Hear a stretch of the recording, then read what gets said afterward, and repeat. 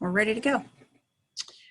Okay, I'm calling to order the April 15, 2021 Ways and Means Committee meeting. Roll call, please. Alderwoman Sims. Here. Alderman Gould. Here. Alderwoman O'Neill. Here. Alderwoman Parker Tice. Here. All members.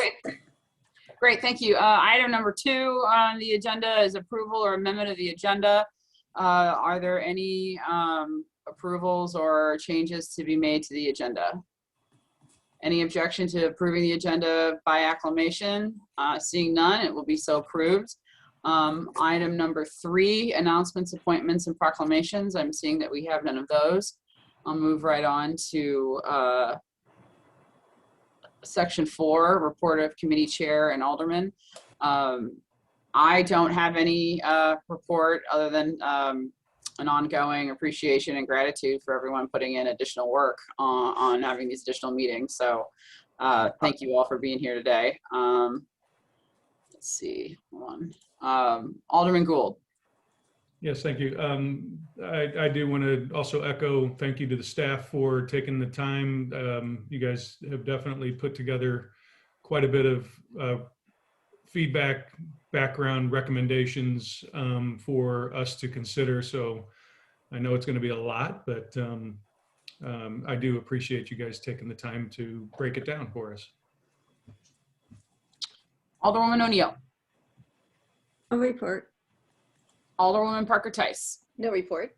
Okay, great. Moving on to item number 5, City Administrator Report. 5A is the Slate Healthcare Disbursement 2012-13 and 2013-14 plan years. Who is Jason helping us with that? I'll take that. So again, per the memo that I had submitted, as you folks should know by now, we typically get a disbursement of slate funds when they close out a given plan year. Many times that's several years in the past. So this is a benefit of maintaining our membership within slate. This particular disbursement are for the plan years as indicated, 2012 and 13, and then 13 through 14. The total impact to the city is $85,130. This actually is a benefit to the city because even though we generally tend to expect something, the given dollar figure from year to year varies. And in this year, since we're having a slightly higher than normal rate increase, which is the next memo that I'll be presenting, the amount we'll be receiving from slate will offset the city's additional increased premium for the remainder of calendar year 21 into 22. Thank you, Jason. Are there any questions? And per my review of the memo, you don't need any action from us. That was just informational only. Is that correct? Correct, ma'am. Great, thank you. Item 5B is the Slate Healthcare Insurance Premiums for 21 and 22. Correct. And again, I'll take that one as well. And as I alluded to a moment ago, we are unfortunately seeing a rate increase. Typically, we've seen 2% over the course of the last few years, which is well below what the national standard is, typically between 6 to 8%. However, this year, primarily due to COVID and COVID-related concerns, we're seeing an uptick of approximately 4.5%. That's what our premiums are going to be going up as of our new plan year, which begins July 1st. In the past, the board has typically passed along the additional premium for the employees when they carry coverage on their spouse and or children. The city currently covers the cost 100% for the employee, and then they pick up 50% of the remaining cost. As far as what the total impact to the city's budget will be for the remainder of this year, it's $29,375.35 based on current census numbers. As I mentioned just a moment ago, we're going to be receiving $85,000, so it will offset that. And an additional offset would be the additional portion that the employees would kick in, which would be approximately $8,289. On the memo that I put forth, that shows our current premium rates for each of the 4 categories: employee, employee plus spouse, employee plus child or children, and employee plus family. and then what those revised rates would be, breaking it down not only in terms of what the total premium is, but what the city's portion is, and then what the employee portion is, and the employee portion per payroll period. My request for the committee would be to make a motion to allow these rates to go into effect as of July 1st. And then when I do our annual enrollment, which will be coming up in June, I will make sure that this is communicated to employees. And if they wish to make changes at that point, they'll have the opportunity to do so. Okay, the chair would entertain a motion to approve the rates or the new rates that are set forth in the memo that was provided on this item. So moved. All right.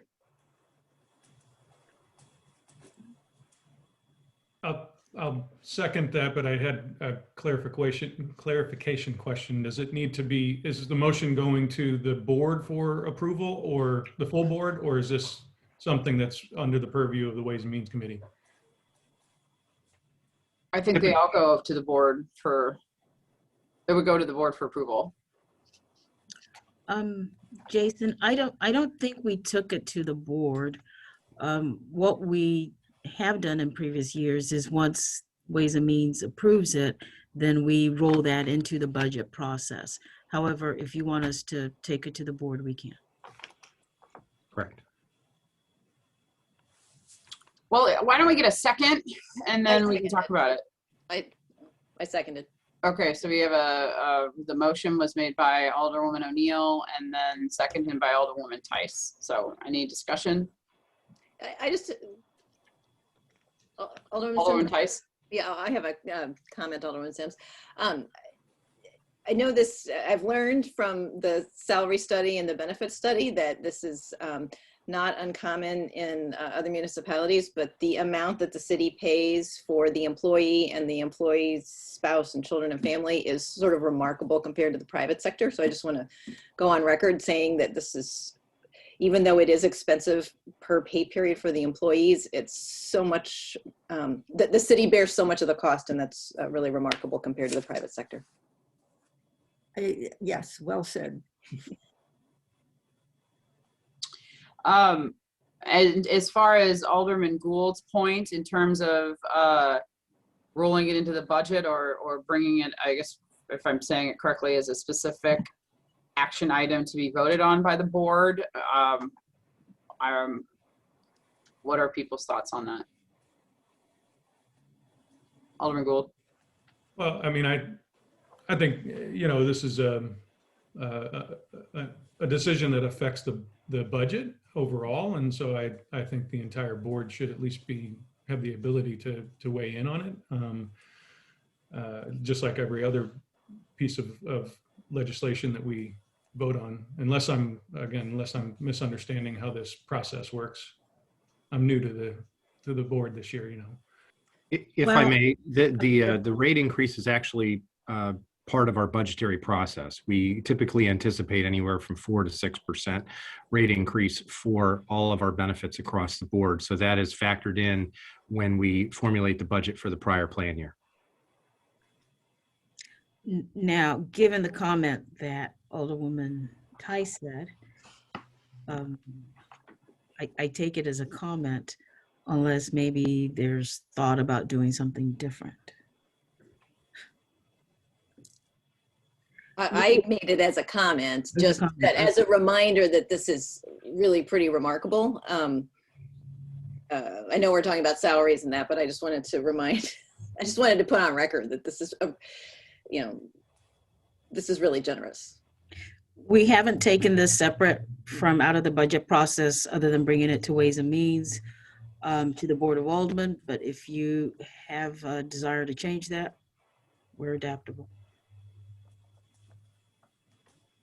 I defer to the groupthink of the committee. Is there, or do you want to bring this up? I mean, do you want to approve it, you know, and proceed in the budgetary process, or would you like it to go before the board for approval?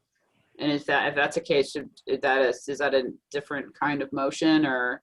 That's the same motion. I mean, Okay. motion to approve the, what is it, 4.5% increase, and to pass along the differential in the cost to employees for those that have employee, spouse, other family member cost. That's really it.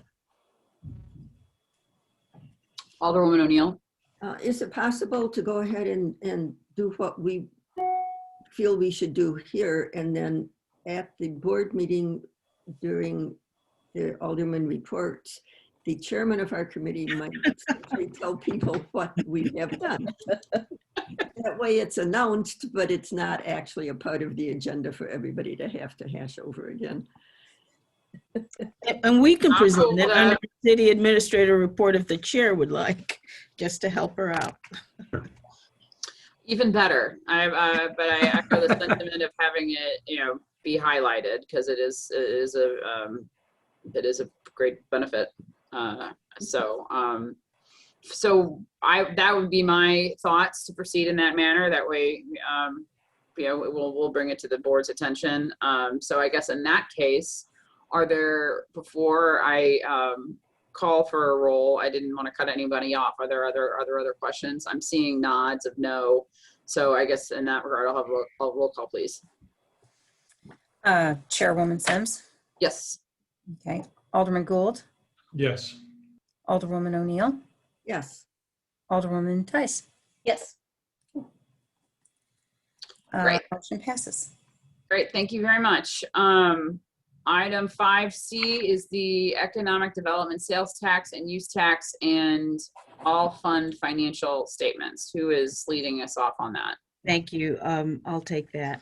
Thanks. So I provide information here that just highlights that in comparison for the economic development sales tax to this year to last year, we're seeing a substantial increase in the collections.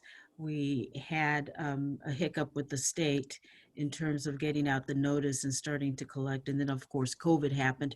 So that impacted the economic development sales tax that we collected last year. But you will notice that for the first 3 months of this year compared to last year, we've collected 934,174 compared to 399,000 plus.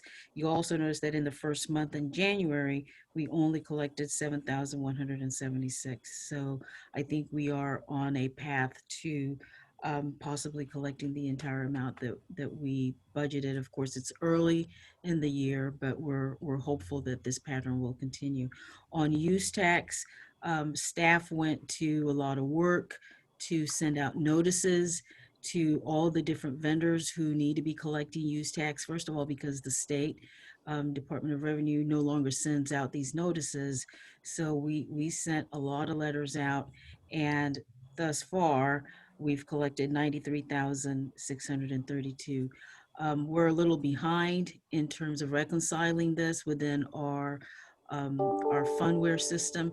So if you look for the 56,000 that we collected in March, at the income statement, you will not see that reflected on there, but we're still in the process of making those journal entries to correct that. Question on that before I go to operating funds. I'm not seeing, Alderman Gould. I know we've asked about this before, but are there lags in the economic development tax, meaning does the increase number in February, is that really tax that was sort of levied in December, or is it of that month?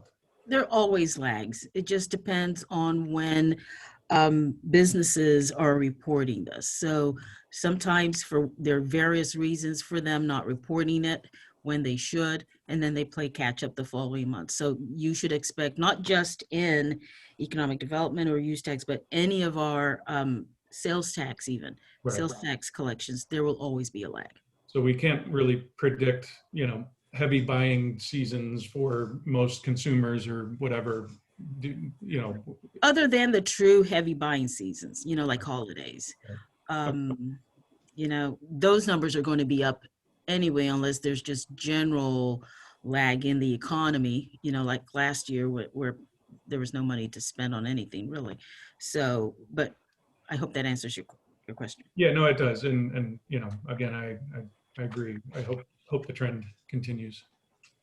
And so I'll go to the operating funds and start with general fund. Very high level, if you look at page 2 of that document, you will see this time last year in comparison, there's an increase of $310,220. Generally, most of our revenue line items are doing well. I'll go to sales tax. In comparison, that's 7% up. The county public safety tax is 36% up, and municipal fire sales tax is also 9% up. I spoke with Lisa regarding some of her line items, and I also think that that's timing for us to complete our journal entries within finance. So that's why you're not seeing those numbers be higher. Lisa says that last year we had 39 businesses that closed, but business license fees collected for this budget year remain strong. She's showing a number that is even higher than what we collected in 2020. She's showing $1,231,032.26. So there's a journal entry process that we need to play catch up on, so it truly reflects what we collected for total for that time period. As you know, our stores remain strong during COVID. Grocery stores, clothing stores that remained open, and people were apparently drinking a lot of wine. Then we had stores like Home Depot that continue, and Target that continue to thrive really well. Occupancy permits, that also, if you look at that percentage, 2,540% increase over last year. And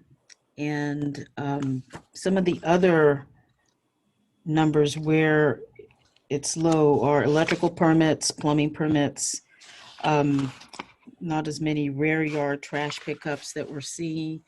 So, but generally, I think we're off to a good start within the first quarter. I'll be talking to finance about what we can do to get some of these journal entries done in a more timely manner. Going to capital fund, which is page 13, you look at the sales tax in comparison to last year, same time, that's about 5% up. Then economic development sales tax, I covered that already. Stormwater, even though sales tax is up, we're generally seeing fees for a lot of the programs that we provide to be down, and that has to do with the county restriction on what people that engage in different sporting activities are able to do. Then we go to page 22, sewer improvement fund. I think that's also a timing issue on when people pay their taxes, so that's a little down. And the last item, I think that's the last one in terms of revenue for this income statement. So questions? Oh, Alderwoman O'Neill? Out of curiosity, you said 39 businesses closed. Are those at all related to Brentwood Bound, or are they COVID related, or do we have any handle on why that many? some businesses closed because of Brentwood Bound, but I don't think that a majority of this is related to that. I don't know if Lisa's on this meeting. Is Lisa present? She's Kelly? not. Yeah. So I would like to follow up with her so that I can answer that question correctly. I don't know the complete answer for that. I also wanted to point out, I had asked Chief Cottrell about ambulance fees. Since he took time to provide me a response, I want to share that with you. On page 2, you will note that the ambulance fees are down compared to last year. So in 20, we experienced a total of 651 billable transports And in 2021, he's saying that so far we're doing less. So that's what we attribute that differential to. That completes my report. Other questions? Okay, I'm not seeing any. So thank you for that, Bola. I guess we'll move on to the next item, which is item 5D is the continued discussion of the compensation and benefit study report. So what we have here are additional meeting dates. Do you have a good sense right now of whether there might be additional meetings? Or do you want to wait until you all conclude discussions to determine whether those additional dates that that Kelly has put in here are something you all want to consider? April 22nd and April 27th. Alderman Gould. Well, I just weigh in. If we need another meeting, my vote or my preference would be the 27th. Availability is more open on that date for me. But I'll leave it to the rest of the board as far as whether or not we feel we need it. Alderwoman O'Neill. The 27th is our ward meeting and Board of Managers meeting here at 6 o'clock. So there could be an overlap. Is it possible we could come to a conclusion tonight and not have another meeting? Can we leave this to the end of the meeting to decide?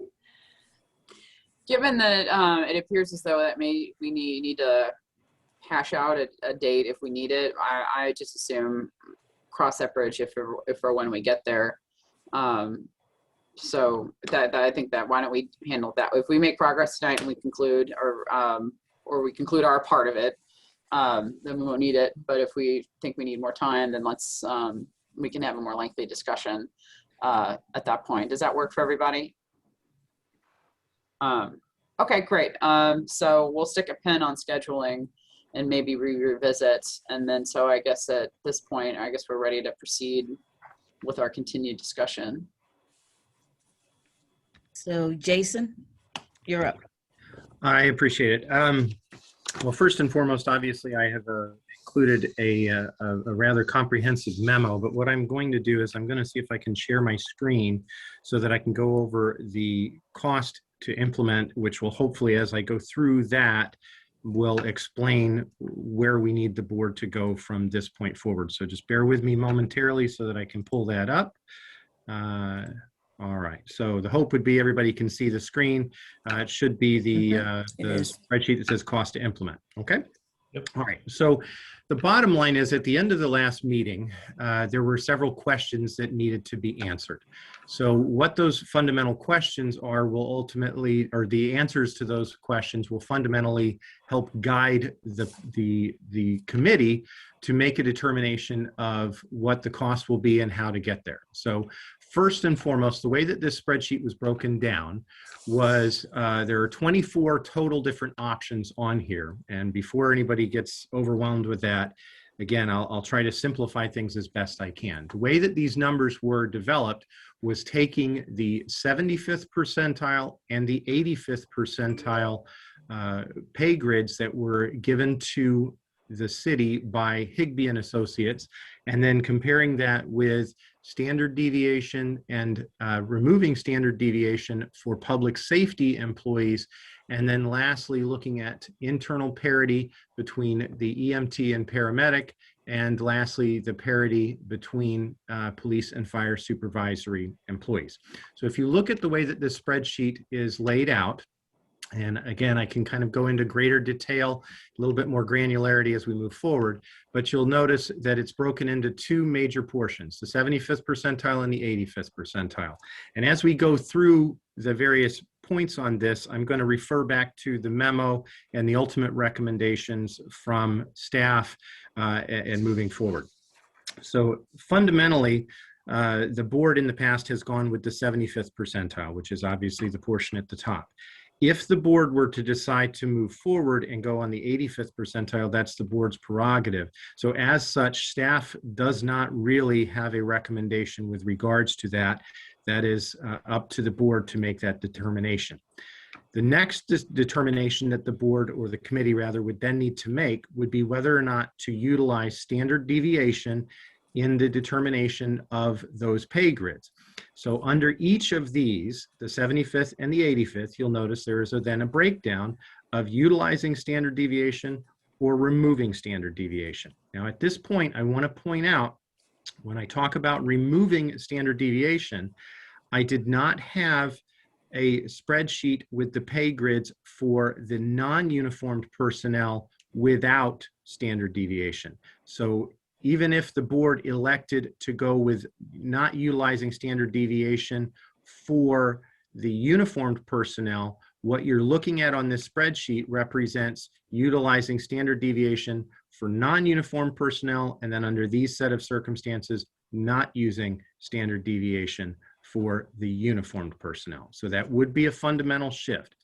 With regards to the recommendation of staff, since it is standard practice to utilize standard deviation, and we have utilized standard deviation in the past, throwing it out when it may benefit one or two employee classes, in the opinion of staff, does not make a lot of sense, because we would potentially be flip-flopping back and forth every time we run this, the modeling on this as to whether we're going to use standard deviation or not.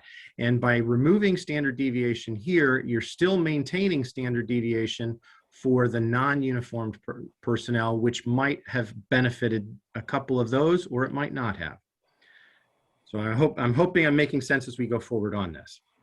The next determination would be to just simply move forward with the implementation program as indicated, whether that's the normal category. So in other words, if we were to look at the very top up here, if you choose 75th percentile, utilizing standard deviation, the normal implementation, there are several methods by which normal implementation could be implemented. That would be utilizing the next appropriate step, which is what the staff has always done in the past. However, if the determination of the board is to ensure at least a 2.5% increase for folks as they move, then that would be the next column down or the next row down. And then lastly, the determination would be whether or not it's going to be retroactively implemented back to January of this past year, or implemented as of 7/1 of this year. Obviously, I didn't do any future projections beyond July. Those numbers would be different because it would be dependent upon where the employees would be at that point. Back to the determinations here. The next potential determination for the board was a suggestion that had been brought to the attention of staff by the fire department, and that would be whether or not to treat our EMTs as paramedics for the purposes of determining their pay grid. Now, before we kind of get into any specifics of this, I want to point out that initially staff and the consultant were against this. Now, I believe the consultant may still have an opinion as to whether or not this is a proper implementation of this, and this, if we choose to go down this path, that would be something that the city chooses to do. However, I want to point out that as a firefighter EMT or a firefighter paramedic gets promoted, their status as an EMT or a paramedic is not relevant for that promotional process. So what I mean by that is, if an EMT chooses to move forward and get promoted, and they're afforded the opportunity to get promoted, there is not a pay differential for a paramedic that is a lieutenant versus an EMT that is a lieutenant. Likewise, there would not be a pay differential for a captain that is a paramedic and an EMT that is, a captain that is a paramedic and a captain that is an EMT. And to put that into perspective, we currently have 2 captains that are EMT, 2 captains that are paramedics, and 1 captain that is a paramedic. Excuse me, reverse that. EMT. Thank you. 2 that are paramedics, 1 that is an EMT. So for the purposes of parity and determining their grid, for all intents and purposes, their jobs are more or less the same. They may have specific differences in what they're allowed to do while they're riding an ambulance, but when they go to a fire scene, an EMT performs the same duties and responsibilities as a paramedic. As such, that was why staff came to the recommendation to group those two positions together in a pay grid. Does everybody follow me thus far? Okay, moving on then. The next question that the board would then have to answer was whether or not there should be internal parity between the police and the fire department with regards to supervisory employees. Now, on this, I have included in the memo a structural breakdown of the police department and a structural breakdown of the fire department. And it is the determination not only of our consultant, but also of our labor council that these positions are fundamentally different, with the exception that they are frontline supervisors. And as such, when we put these positions out and ask for our comparator municipalities to look at these, it is those individual municipalities that look at the job descriptions that we present and make a determination of where they would fall within their own organization. So the market itself is also making the determination that these positions are not on par. They're not parity between those two. So that is ultimately the recommendation of staff. And I'm sure with Chief Speece being on the line, he may have something to say about that once we get into a discussion, but I want to at least kind of indicate why the staff is making the recommendation at this point to maintain the status quo with regards to that.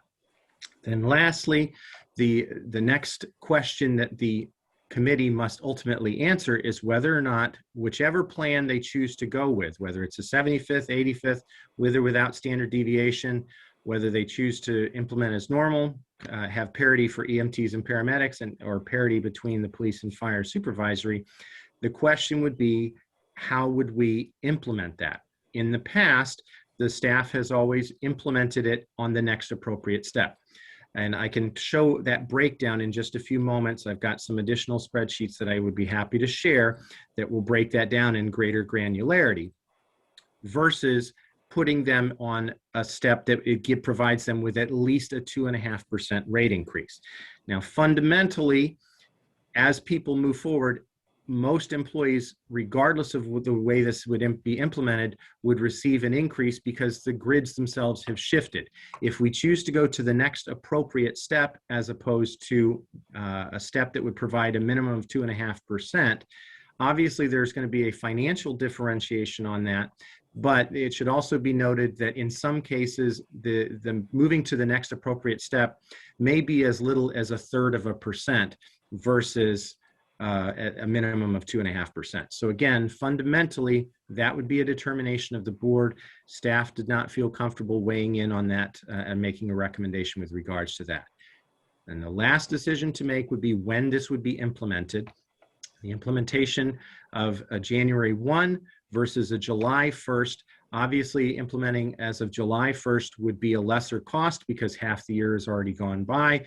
If we implement as of 1/1, then not only would we incur the cost going forward, but then there would also be the need to retroactively compensate those employees for that differential.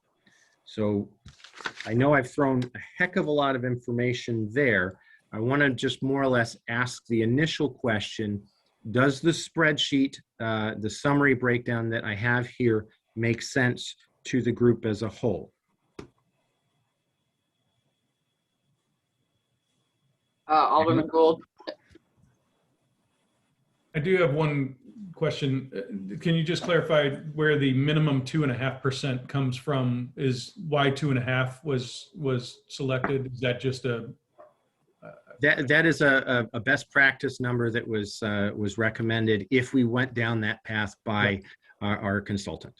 Okay, thank you. I'm not seeing, but with a shared screen, I have limited sight of other. Alderwoman Tice, do you have a question? I have a number of questions, but if Jason is still presenting. I'll wait until he's finished with his presentation, and then I can ask questions at however you want to organize the discussion, Alderwoman. Well, Jason, I guess I'm following you so far. Okay. And so I feel like if I'm getting it, everybody else must be too. So I'm inclined to just have you proceed, and then, Okay. and then we'll have questions for later. All right. Now, one of the things that had come up, I think, in some of the discussions with, or questions that it might have been raised by board members ahead of time, is there is obviously, going back to the spreadsheet, there's obviously some cost differential on some of these. And in some instances, you'll notice that the cost to implement the 75th percentile, at least initially, may cost more than the 85th percentile. And the question was, how does that come into being? So what I'm going to do is I'm going to pull up an additional spreadsheet. Hopefully everyone can see this one. This is basically the same spreadsheet that you just saw. Does everybody see this one? Mhm. With the color coding? Okay.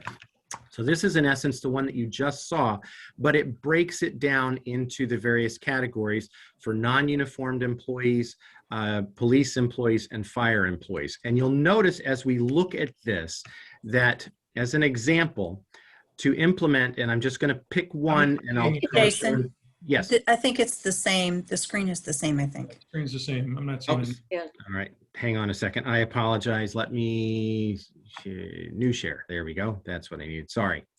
I'm new to doing the whole sharing bit. There we go. Are you seeing There the you go. revised That's spreadsheet? right, yeah. Yes. Okay, good.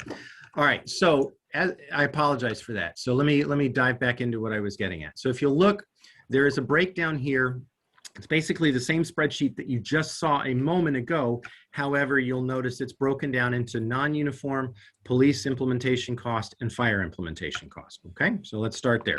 So as an example, the numbers highlighted in yellow are where we would have a change, a lesser cost to implement the 85th percentile versus the 75th percentile. And I'm going to explain how this comes to be in just a moment. So as you look here, and this is, again, just selecting for argument's sakes, 75th percentile normal implementation, the cost to do that at the next appropriate step for non-uniformed employees is $69,200. However, if you did the exact same thing, but then did it at the 85th percentile, you'll notice that the cost actually goes down. The reasoning for that, and I'm going to switch to a different sheet within this grid. The reasoning for that is, as you look at the breakdown, this column here indicates the percentage increase that the individuals would get to go to the next appropriate step. You'll notice on many of these, this varies between 1.9 to 3%, depending on where the employee falls. However, if we go to the 85th percentile, you'll notice the next appropriate step for many of these individuals may be a smaller jump. And that is why the cost to implement is different and potentially less at the higher percentage. But then as they move through, the top end of that pay grid ultimately increases higher. And I see a hand being raised by Darren. I'm not sure how to allow him to speak. Kelly will take care of that. Okay, Kelly.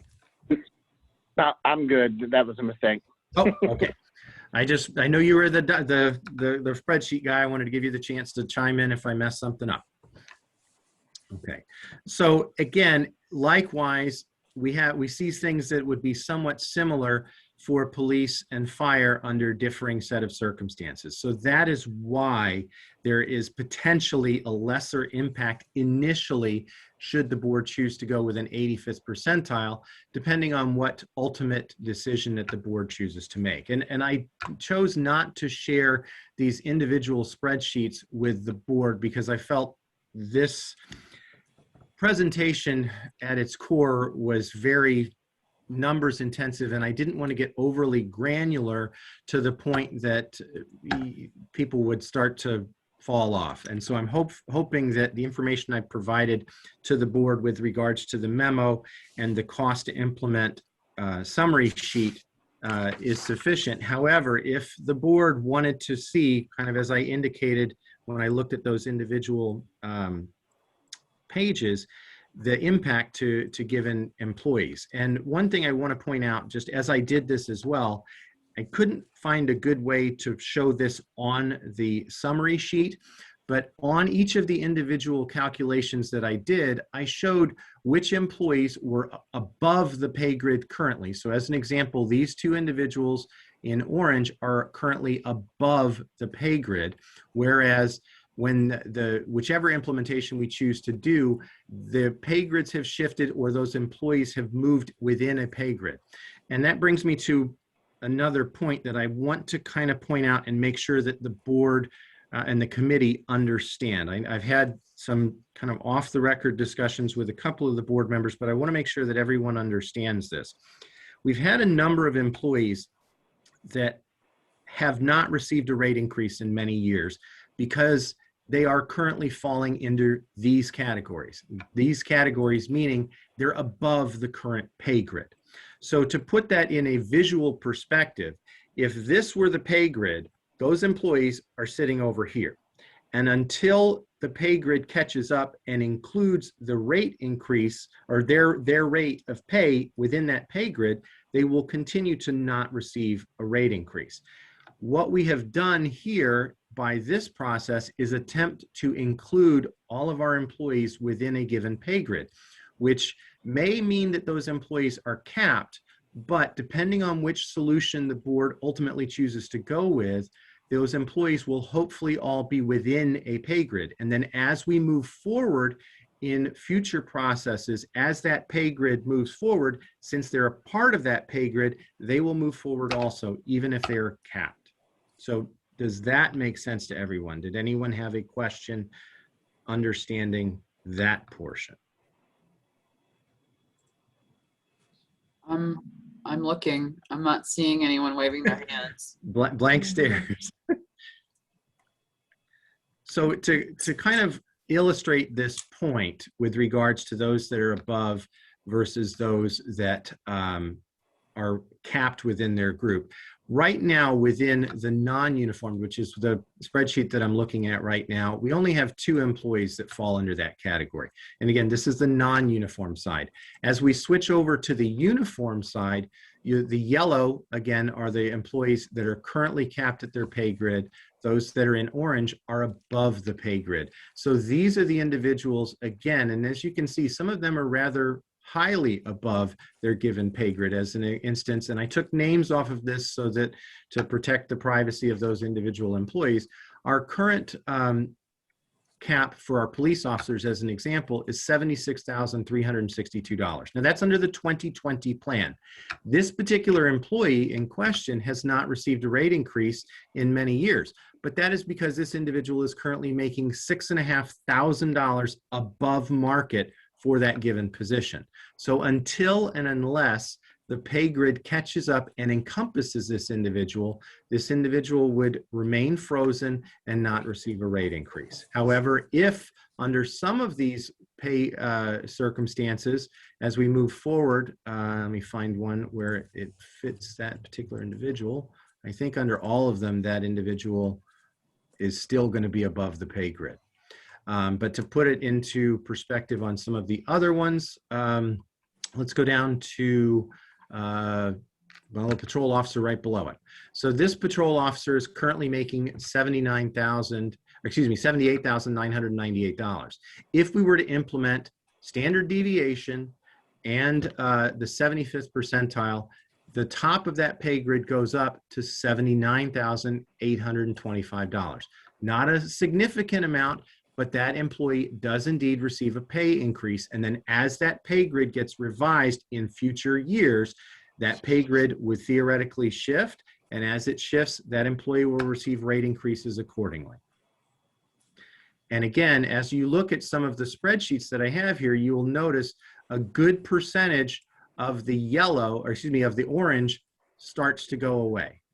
And that is, in my opinion, what the ultimate goal of this process was to provide an increase for these employees so that they're no longer above the pay grid. We're finally at a point where our pay grids have caught up to where our employees have been, and they've been above market for their given position for the last few years. So I'm going to stop talking for a few minutes and see if there's discussion or if there's something that is requested that I can provide additional clarification on. And just to let the committee know, we do have Linda on the line, should there be a need for her to chime in. And I saw Darren there as well. And again, Darren was the numbers guy, for lack of a better way of putting it. So if you had specific questions regarding the pay grids themselves, one of those two individuals could more than likely assist. But the documentation that you're seeing here is something that I generated based upon the requests of the board and my understanding of those requests of the board at the last committee meeting. Alderman Gould. Yes, can you clarify one thing for me? When you talked about the 85th percentile initially maybe costing less in some cases, what is the implication moving, beyond the initial? Is it obviously, what I'm understanding is that it increases significantly later. Well, again, clarify that for me. Sure, and I'll do my best to do that. Again, I didn't project this out in the long term, but because we're now going from the 75th percentile to the 85th percentile, the caps in many instances would go up. So your initial cost for implementation might be slightly lower under those circumstances, but as time goes by, because we're now at a higher percentile across the board, those future increases would potentially be greater. The dollar figures, and again, kind of referring back to this initial spreadsheet, these dollar figures that are here, whatever you choose to do as a board, this is now part of your going forward baseline. So this is now part of your budget going forward, because all of these employees are at this, and then every year rate increases will be given on top of what our current budget is with these numbers built in. So if you go to the 85th percentile as opposed to the 75th percentile, as an example, and of course I don't have that spreadsheet handy. Give me one quick moment. Here. I apologize, I've got spreadsheets all over the place. So to put it into perspective,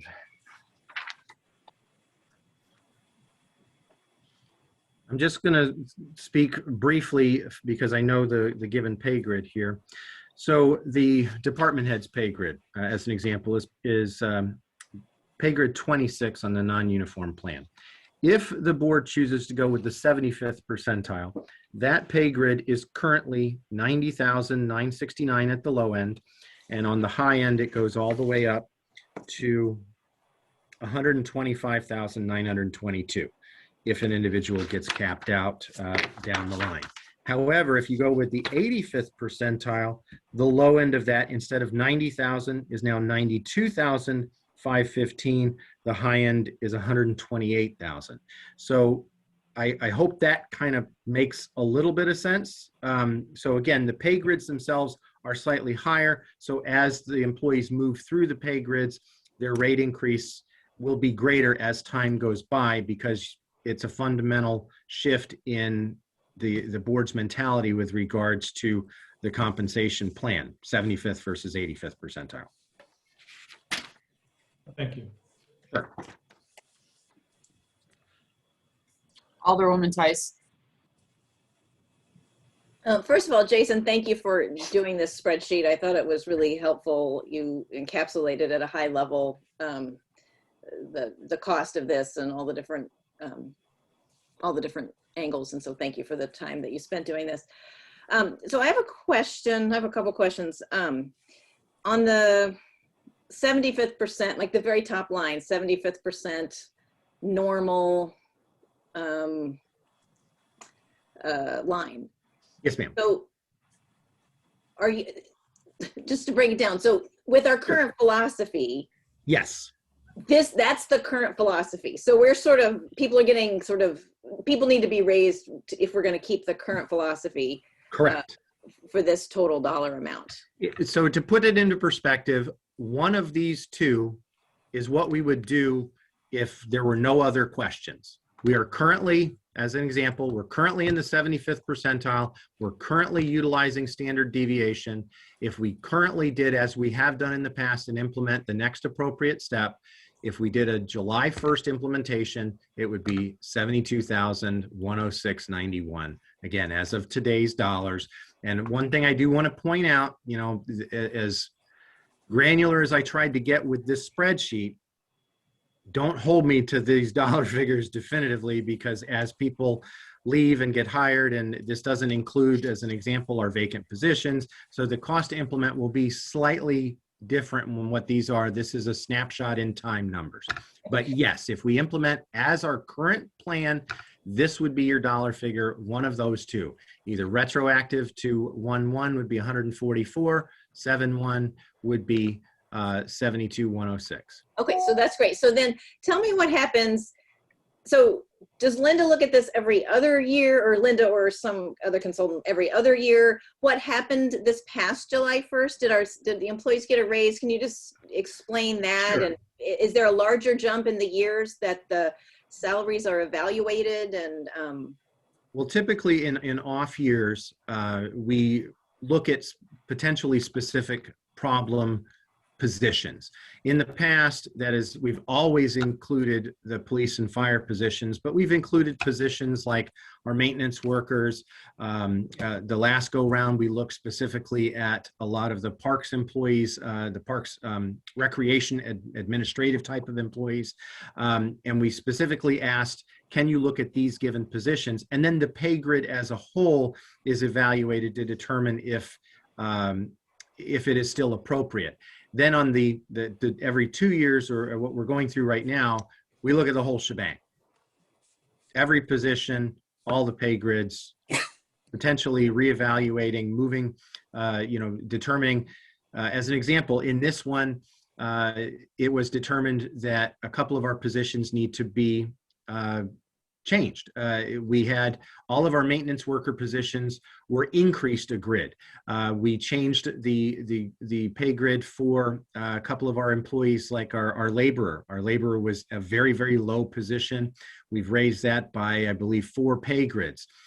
We changed the pay grid for our planning technician, because based on the market indicated that we needed to make those changes. So in our off years, we typically look at very specific positions if we've seen a turnover within a specific department or a specific position, and then we look at the overall pay grid and all of the positions when we go out for bid under circumstances like this. okay, so going back to the January 1st, was there any salary increase to any employee and on January 1st, or are people still getting paid what they were paid in 2020? We had, as the board approved the budget that we have accounts for rate increases based upon the current philosophy and the current pay schedule. So as an example, we had a pay plan in place, 75th percentile, standard deviation, et cetera, et cetera, et cetera, in 2020. So at the end of 2020, if an employee was, say, at grid 6, step 9, and they received a positive rate increase, they would go to grid 6, step 10. So yes, they did receive a rate increase, but this is basically looking at the entire pay grid and saying, okay, the entire pay grid now needs to shift. So the determinant that the board has to make is, are you going to make that shift effective as of 1/1 or as of July 1? Okay, well, I was just wanting to, Sure. I was curious what happened on July 1st, if it was like waiting for this and nothing happened, but it sounds like something did happen on July 1st. So that's. It's every January that is. January, I'm sorry, January 1st. January, correct. Yeah.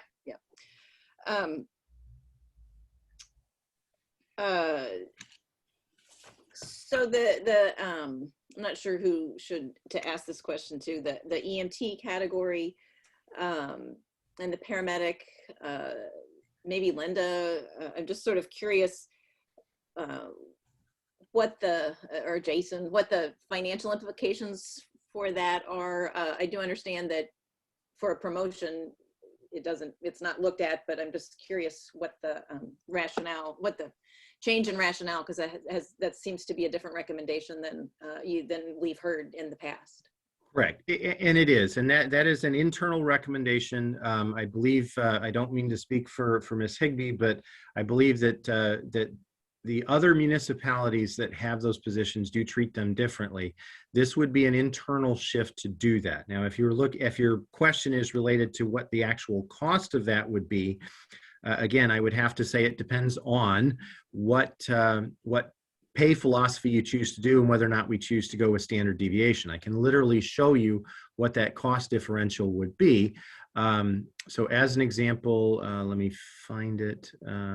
Public safety, hang on a minute. I've got so many spreadsheets, I've got to try to figure which one I need to show you. So internal, okay, so this would be the internal equity one. So as an example, under this would be the 75th utilizing standard deviation. So as an example, these folks in orange right here, they're all currently above market for their given position. They're at 78,000 and 77,000 respectively. If we move and we do the plan, basically everything else as it currently stands and move forward and treat them as though they were paramedics, they would then go to $79,000. So again, it's not a significant increase for those individuals. It's not a gigantic increase across the board if we choose to do that, but it does increase them to that level, and they would then actually go to step 6. So they would have one more step to go after that. So they cease to be capped at that point. They're encapsulated within that particular pay grid and they move forward. And again, that would be if the board chooses to implement at the next appropriate pay grid, as opposed to allowing a minimum of a 2.5% increase. Does that answer your question, or did I miss the mark? That answers it. Okay. I guess, could I ask Linda, since she's here, like what, why you changed your recommendation, or is this a staff recommendation? This now? was a Linda staff did not recommendation. change her recommendation. This was a staff Yeah, recommendation. Linda, go ahead. I did not change my recommendation. A couple of things from our perspective. We relay the market to you, and those who have EMTs see them separately and see them at a lower level. Although I understand Jason's argument with respect to fire captains and lieutenants, and some are EMTs and some aren't, we didn't ask that question on the survey. True. I can tell you that at least 2 of the cities do differentiate at those levels between an EMT and a paramedic.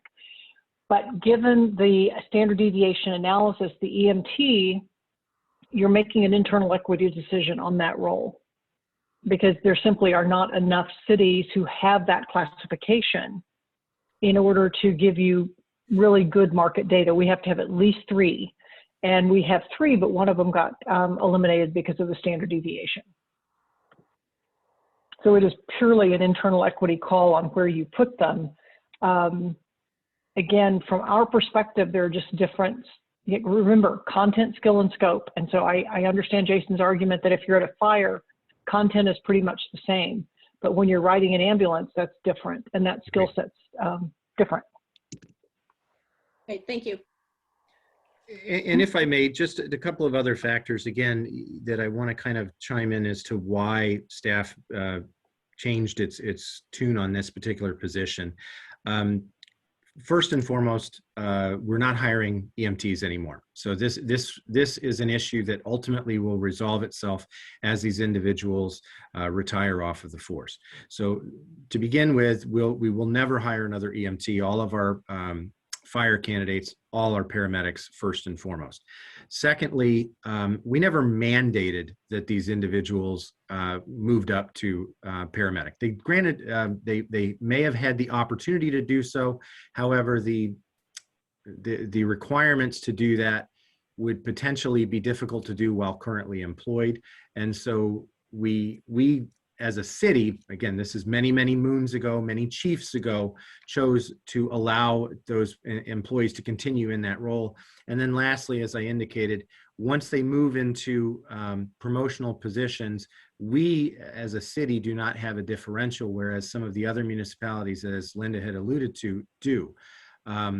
So conversely, I think I would say, the thought process might be, if we choose to not do this, then we might want to evaluate whether or not we add the category of a lieutenant EMT and a captain EMT going forward. Because if we're going to draw that parity at the initial level, realistically, one would think we would carry that all the way through.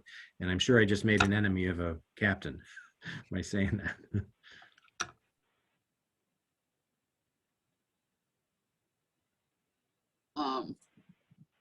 I'm not seeing, Nancy, do you have additional questions or?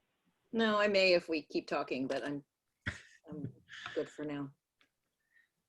If I may, I just want to go back. Does everyone understand the difference as like why the fundamentally some of these might be less on the 85th percentile versus the 75th percentile? Yeah, I Okay. think I want to make sure that that's kind of clear, because again, at surface value, you would want to think that 85th is going to cost you more, but it initially, but it doesn't. But it will in the long run though, right? It will in the long run, 100%. Yes, ma'am. Okay, Jason, if you just want to continue. I'm not really sure what else I need to say. I think that's at our this point. presentation. Thank you. Yeah, that Jason. more or less kind of does it. I guess what we're looking for from the committee would be some guidance on how you wish us to proceed, whether or not you wish to make a recommendation to the board based upon breaking down these, the various categories, 75th versus 85th, standard versus not, et cetera, et cetera, et cetera. And then either we have additional meetings at the Ways and Means level, or we take the information to the board at large. And I do want to point out, again, I did 75th and 85th because at the last Ways and Means, the option to go at a higher level did not make it to a recommendation in a second. Well, if I took a crack at organizing my thoughts, before we get to going through these bullet points and to see whether there is a consensus, does the committee feel as though there is additional information they would like to obtain or review? I view that as kind of foundational. And if we feel like we've got the information, then we can, I would think, move on to, drawing conclusions from the information. Are there outstanding questions that you feel have not been addressed? I'm not seeing, are we done? I just can't, yeah, thank you. Okay. Alderwoman O'Neill. I would just like to say, I think Jason has anticipated every question that I could come up with, that there are more details than I expected. And at this point, I don't have any knowledge of what else to ask. It seems like we have covered a lot of territory. Good. Thank you for all the detail. As overwhelming as it might be, it's there in black and white and yellow and orange, and the colors helped. So thank you very much for all the work that went into this. Not a problem. It was a pleasure. Okay, I wanted to see what the 91st percentile looked like, but I got voted down. So, where I didn't get, that information didn't go forward. So, if I took, from easy to complicated, and if there's another approach to this process, I'm open. I like to start simple. Do we have a feeling, or do you think we're ready to make a recommendation with regarding to whether to use standard deviation? That seemed like the softball to this issue. Alderman Gould. My perspective on that still stands that since it's best practice and it's what the city has been doing, I would continue with using the use of standard deviation. I agree with staff's recommendation that if you start to kind of go back and forth, one year you use it and one year you don't, it creates a you start pulling on a ball of yarn that I think creates a problem that we don't need to do. Alderwoman O'Neill. I agree with Alderman Gould, not only because it's been done in the past, but considering that our comparator cities have such a wide range from those that are very prosperous to those that are not, it makes a lot of sense to use a standard deviation. And I think if that's what's been done and what's been recommended, it would make sense to continue that. Alderwoman Tice. Yeah, I'll echo that. I know that there are some jobs where there aren't as many comparators, and I wish there was a solution there. But I don't know what that is, so I sort of echo the sentiment on standard deviation. Well, I mean, in terms of organization, that's what kind of, I'll be honest with you, I figured this was going to be the smoke signal on this issue. Do we need a I mean, I'm really starting with the easy. I'm going to move into complex. That's why you're chair. Good move. Do you need a motion for that? For clear. I mean, I love things to put up on. I love accomplishments to put up on the board. I'm a fan. Meaner, if we take a vote and see, whether it reflects all the comments we just heard. Okay, I guess this might, Chair entertain a motion to maintain the use of standard deviation in our compensation So moved. program. Second. Okay, there was a motion by Alderman Gould and a second by Alderwoman O'Neill. Is there any discussion? I'm not seeing questions, so I guess we'll take does that need to be a roll call or all those in favor?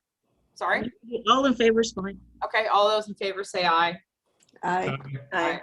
Aye, all those opposed? All right, seeing none. To me, maybe the next issue, and I'm looking at these bullet points, my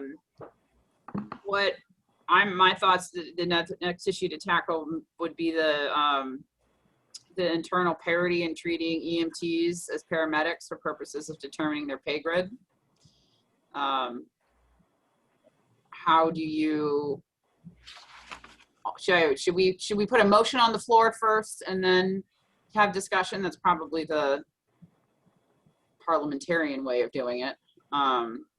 So I guess for purposes of getting the discussion going, I would entertain a motion to have internal parity in treating EMTs as paramedics for the purposes of determining their pay grid. So moved. Second. Okay. There was a motion by Alderman Gould and a second by Alderwoman O'Neill. So let's have that discussion. What are your thoughts on that action item? Alderman Gould? Yeah, I mean, I think given the situation that there's, a few individuals, more than just a few, but I guess a small amount of individuals, 5 individuals, thank you for the assist there, that we're no longer adding to the force with that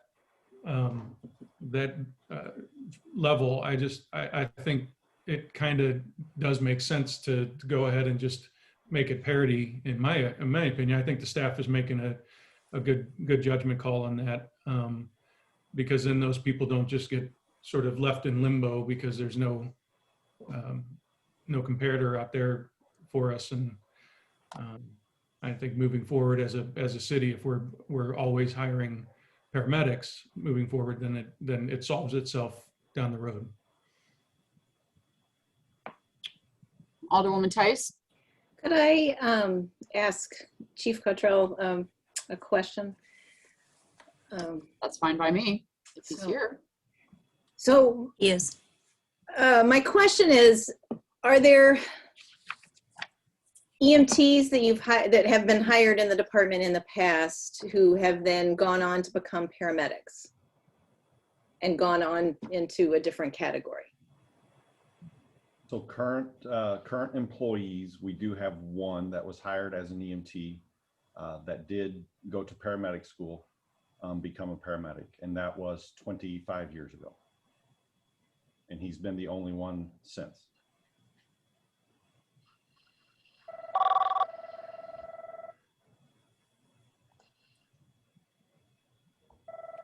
Is that, Yeah, that answers my, I guess.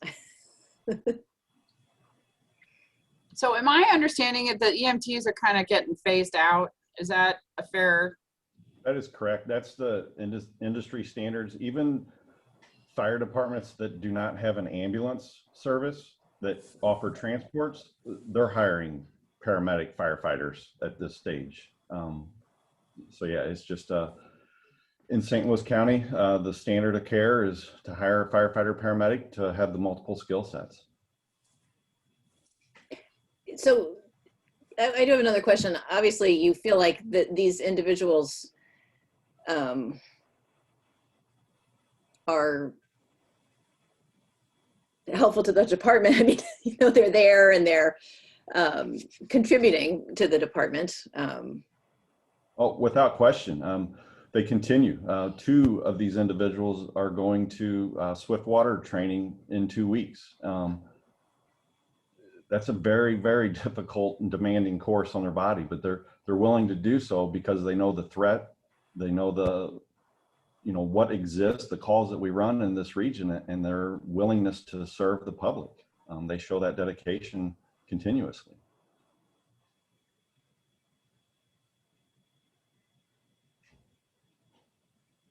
Thank you. Other questions or comments? Alderman Gould. I do, Chief Cottrell, doing a shift like this, a parity shift like this, it wouldn't cause any interpersonal issues within the department that you're aware of, as far as paramedics feeling like, oh, well, you know, they didn't really go to the training that we've had or anything like that. Are you aware of any issues with those 5 individuals in the rest of the department as far as that goes? No, so I've had those conversations, of course, with our staff. And again, as the teamwork that we've discussed previously, there is complete support from my staff for this shift. Okay. They know it would benefit our department. Thank you. Thank you. Alderwoman O'Neill. I have a question for the chief also. If you were to put your mother in an ambulance with a paramedic or with an EMT, would you have faith that she would have the same treatment from both of those qualified people? So to answer your question, in Brentwood, we will only transport a patient with a paramedic. So there is always a paramedic in that ambulance, regardless. There could be an EMT in there as well, providing this level of care that they can offer, but a paramedic will only transport that patient to the hospital. And that is typically the only time where the skill set would be different? That is correct. We're talking about administration of specific drugs, the cardiac monitoring, advanced airways, just a few things, very important, critical pieces, but those are a few of the differences. And we do have minimum standards. We always have a paramedic on the ambulance. We always have a paramedic on the fire truck. So the level of care we offer to our residents, we want to make sure when that piece of equipment arrives, they're getting the highest level of care possible. That's very helpful. Thank you. Thank you.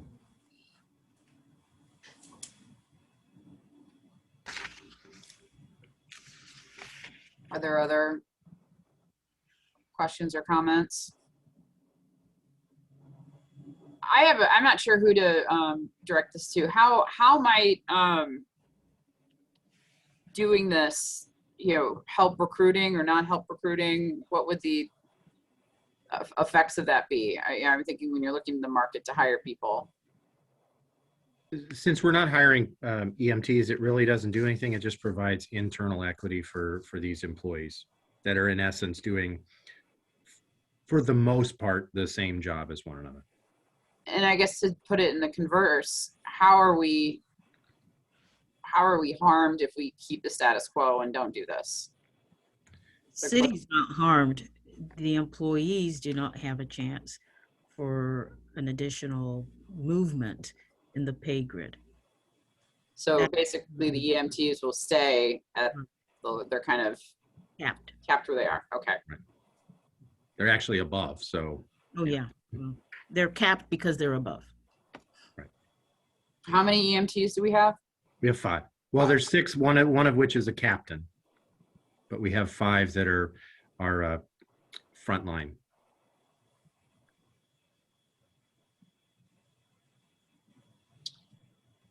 Okay. That was a motion, right? Yes. Yes. Okay, so I guess at this point, I'm not seeing any other questions or comments. So I guess at this point, we'll take a roll call.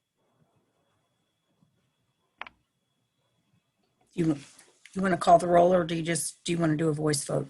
Roll call. Okay. Alderwoman Sims, Yes. Alderman Gould, Yes. Alderwoman O'Neill, Yes. Alderwoman Parker Tice. Yes. Okay. Motion carries. Okay. Progress on these action items. In my mind, the next level of difficulty would be internal parity between police supervisory staff and fire department supervisory staff. And to be the parliamentarian, I guess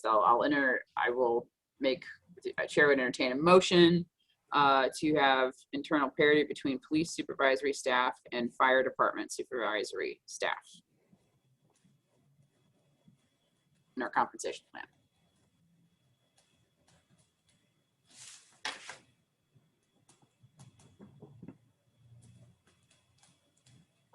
Doesn't mean you have to vote yes for it, but if we're going to Chief talk about it. Cease has his hand raised. I don't know if you want to recognize that. Sure. Thank you, Alderwoman Sims. I just wanted to weigh in on this issue. 2 weeks ago when we met with Ms. Higbee regarding this issue of internal equity of our supervisors,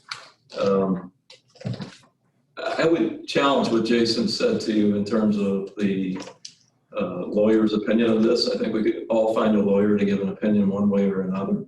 It's really not that hard to do for a lawyer that works and be retained by our city to tell you that they're not the same jobs. I would be happy to go through a list of police responsibilities that would probably reinforce to you just how key and important it is to our city, to our citizens, and our police officers. And they absolutely mirror the job of the supervisors in the fire department in this public safety sector.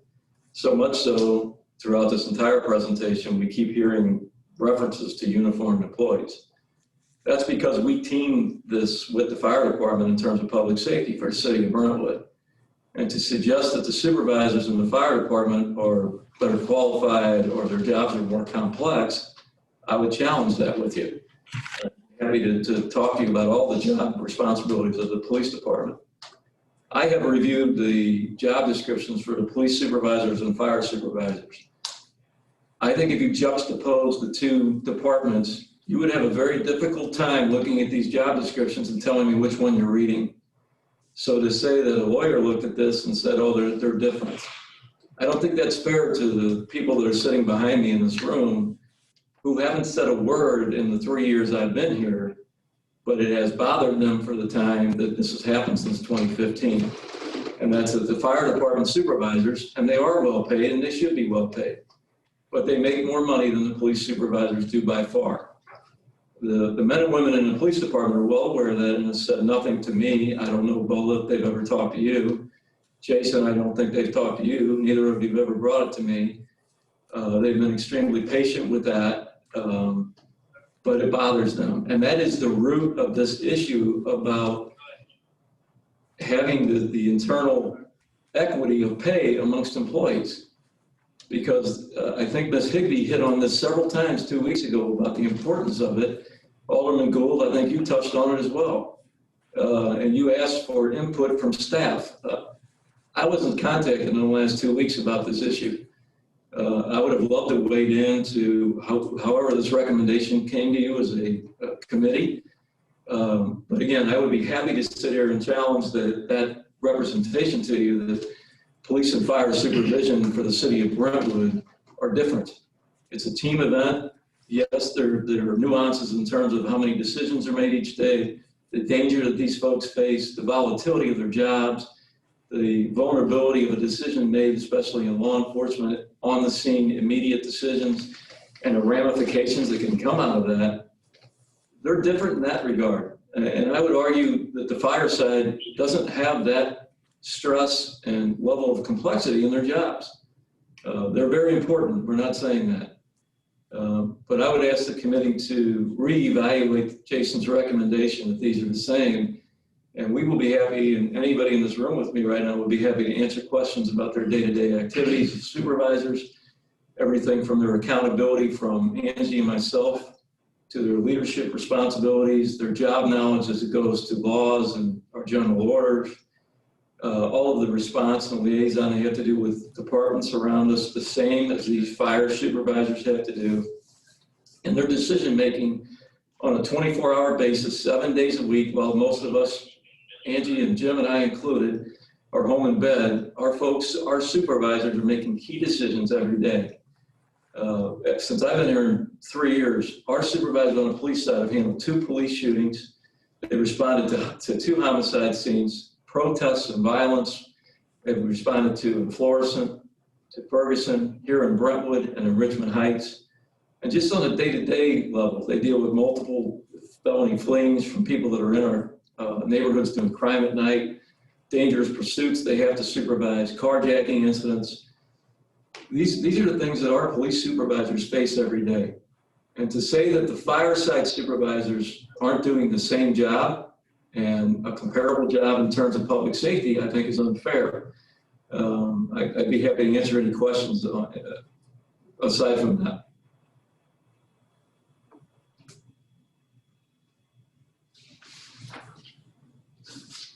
Well, I'm not, Alderman Gould.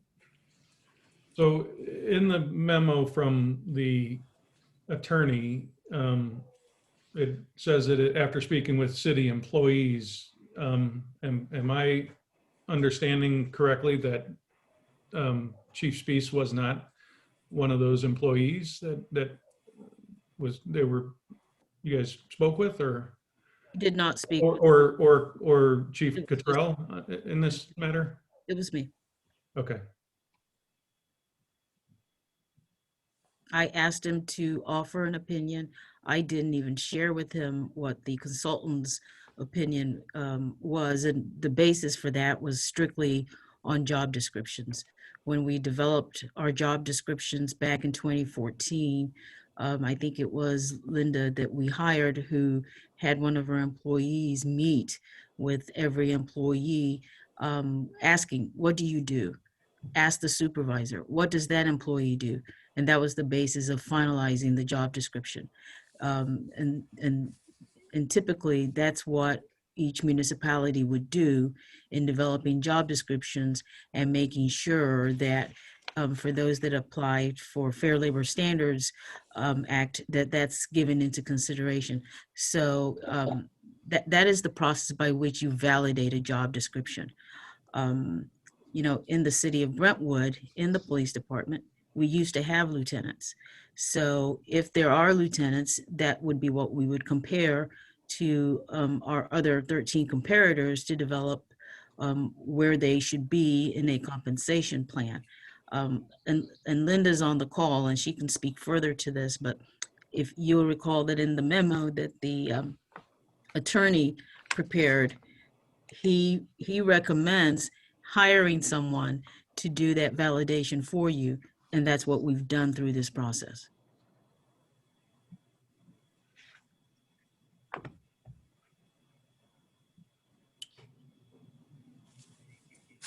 Can I say Linda, something? do you have a comment?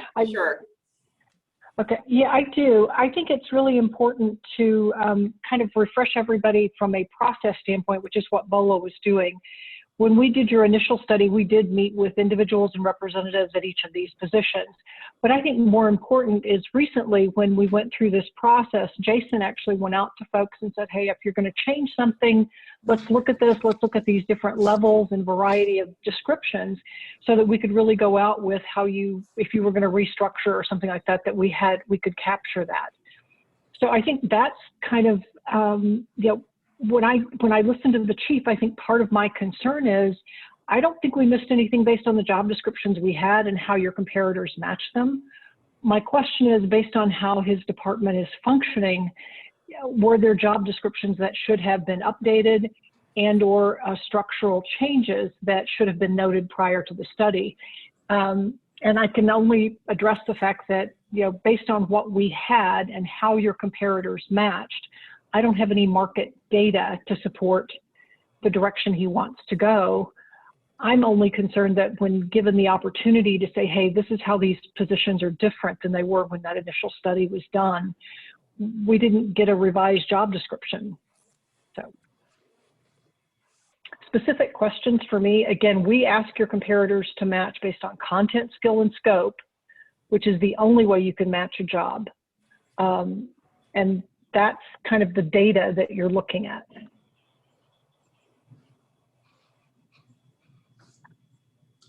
Ms. Sims, can I ask Ms. Higby a question on that? Yes. Ms. Higby, the question to me wasn't the external review of the positions in the police department when we met 2 weeks ago, and maybe I misunderstood your words, but I thought you were clear that this internal equity issue was something that any entity, whether it's in business or a city, doesn't matter, has to review first prior to any look at an outside comparison. Was I correct in that?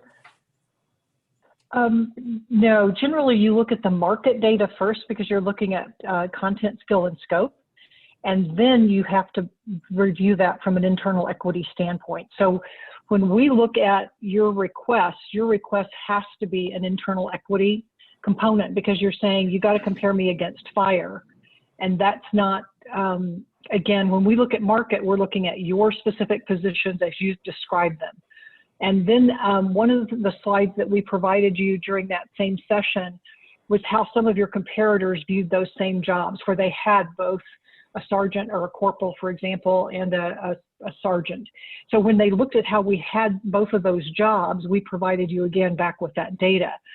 But at no point do we do a fire looks this way and police looks this way unless we're specifically asked to do that, which is when this internal equity piece came up, where we reframed in those same specific examples you gave us. We did the same thing on the fire request for internal equity. Here's how the market views those jobs. So at this point, it truly becomes an internal equity call. Does your organization view those supervisory roles the same? And I appreciate that clarification, but if you look at what's been forwarded to the Board of Aldermen with regard to those job descriptions, and maybe you can enlighten me, I've read it 3 times. They mirror each other. The responsibilities of the police and supervisors from the fire department mirror each other. And that's the internal equity piece that we're challenging in terms of the city of Brentwood. If your job descriptions in public safety mirror each other, shouldn't, from an internal equity position, shouldn't they be paid the same? That's the question.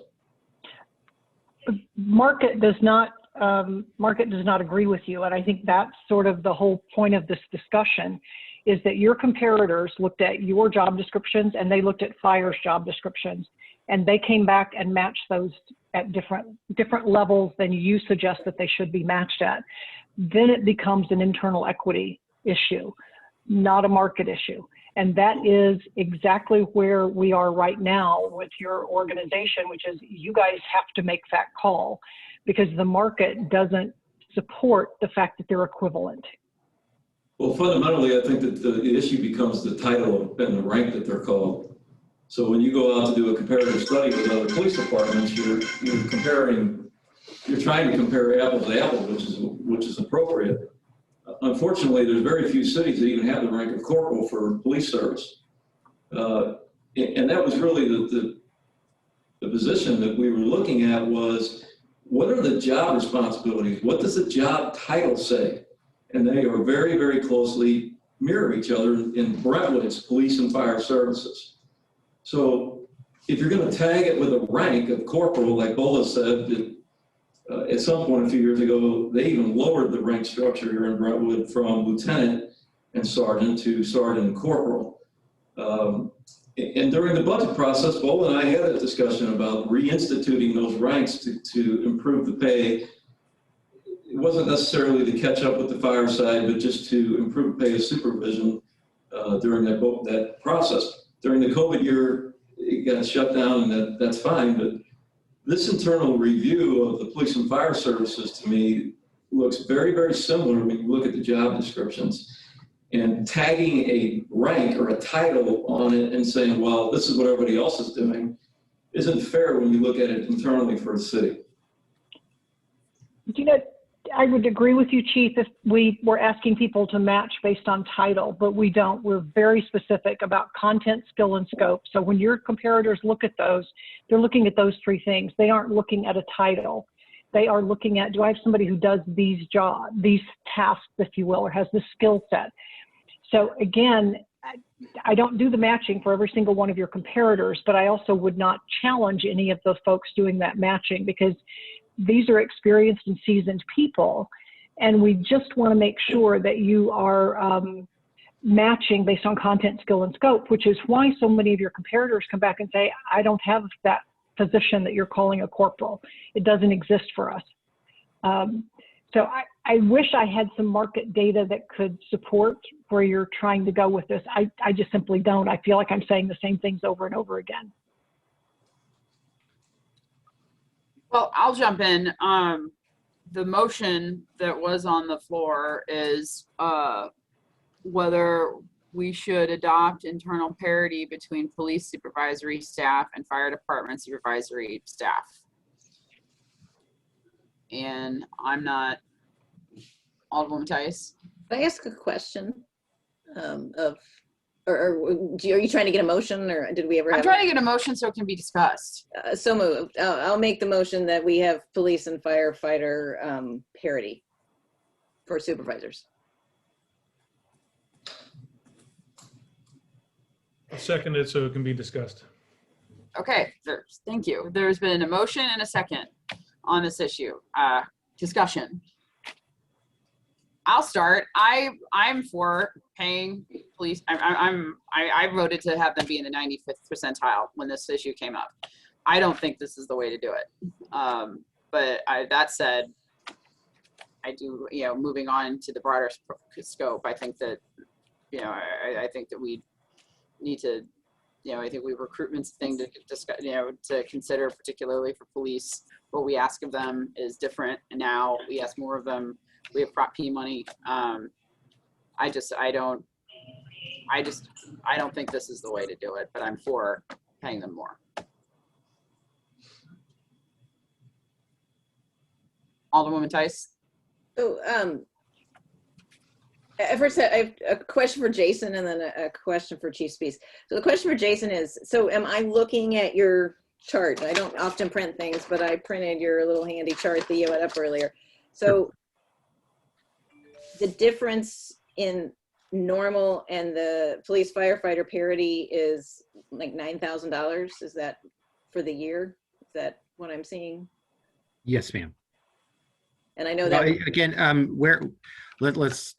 so we're talking apples to apples. So which line are you talking about? Are you talking well, about? I'm looking at the top line of the 144, and I'm comparing it to the the fifth line of 153. Correct. Yes, ma'am. Okay. You're correct in that. And Okay, that's if they go to the next appropriate step. The next appropriate step. Okay. So Chief Spees, if you got money, say we were going to give all the Prop P money that's spent on capital to the police department, and I'm not saying we're going to do that, but just suppose, like, is recruitment the hardest thing for you? I mean, I at the last public safety meeting, I actually watched, and the rise in crime is disturbing. Like, would you hire police? Is this the most critical thing? Like, what's the most critical thing for the police department right now? By far, not even close, is having people that are working, that are supervising, making good decisions, by far. Because if they make poor decisions, bad things come to the city, bad things come to our officers, bad things come to the citizens. they are, and always have been really since I've been doing this almost 40 years, quality supervision on the street is essential to good policing. And again, I'm simply looking at the comparison, internal comparison of the fire supervisors compared to our police supervisors and the complexity of the job on the police side. And it's by far, that is the #1 thing to the secret to success to having a police department that functions well, that isn't on the front page of the paper, and we don't have 1,000 protesters sitting in front of our police department. Doesn't mean something bad couldn't happen, but quality supervision in 2021 is, in my opinion, the #1 thing we need. So to retain our sergeants and corporals and to keep them engaged and keep them on the game and expectations that I have and Angie has and Jim has of them, this would be a good thing to do. And again, if you're going to compare it to the job of the fire supervisors, I'll leave it up to you individually to think about today's world of what is more volatile and complex and dangerous and a lot of other things. I'm not mitigating the fire services. Please don't take it the wrong way. They're very, very important. But to pay the fire supervisors $9,000 more than what these police supervisors are making, frankly, just doesn't make sense to me. I don't see it.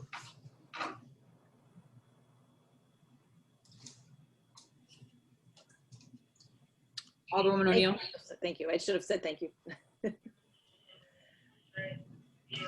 I have a question. I'm not sure how to phrase it. It may be a naive question, but if we are having trouble aligning the job description and the title to other comparator cities, is it possible to lose some of the military ranks, to re-describe them, to change the title so that we are more in line with other cities so there can be other comparisons made? Or doesn't it really matter what the job title is? It's still a level of expertise that can be compared.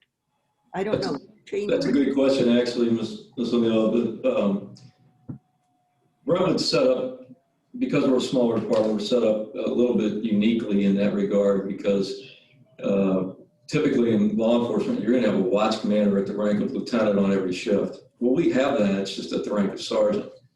And if you really look at the pay comparisons between sergeant and lieutenant, we'd still be a little bit lower than what the fire side makes in Brentwood. So a true comparison between the rank of lieutenant and sergeant, which is what we, Bola and I discussed at the budget discussions in the fall, that would bring the pay of our police supervision up, but still I'm not at an internal level of equity between the fire department and police service. It's still $3,000 or $4,000 less. And again, Ms. Higby would easily be able to look at that if you raise the rank structure of the Brentwood Police Department. But I think that the real question for the alderpersons to me is this a fair thing that's being done? And that's just a simple question. I think all of you know, you read the newspapers, you know how challenging law enforcement is today. And I absolutely wholeheartedly support the fact that the fire supervisors make what they make. My only challenge to you is to consider the complexity of our side on the police side, the fact that we do this as a team for public safety. And there are people sitting behind me in this building that haven't said a word, but they're fully aware they make $9,000 less than the comparative supervisory position in the fire side. And it is deemed to be unfair. It's probably because they have a union and we don't. So that's really the issue, I think, for the elected officials is what's fair in this issue of internally in our city. It has nothing to do with what Ms. Higby's doing comparing us to whoever. This is inside the city of Brentwood and what's fair, what you all deem as fair as you watch and value the job that these police supervisors have to do 24 hours a day in your city to protect you and our businesses and do the best job they can with what they have. So that would be my challenge to you Ms. Higby's study is, to me, a different issue than what we're looking at internally here in Brentwood. You know, we're not experts. That's why we hire a consultant. And when Chief Spees during the budget process proposed a reclassification last year, the reclassification, as he mentioned, would have achieved what he's trying to do partially, which is to get the police officers additional pay increase.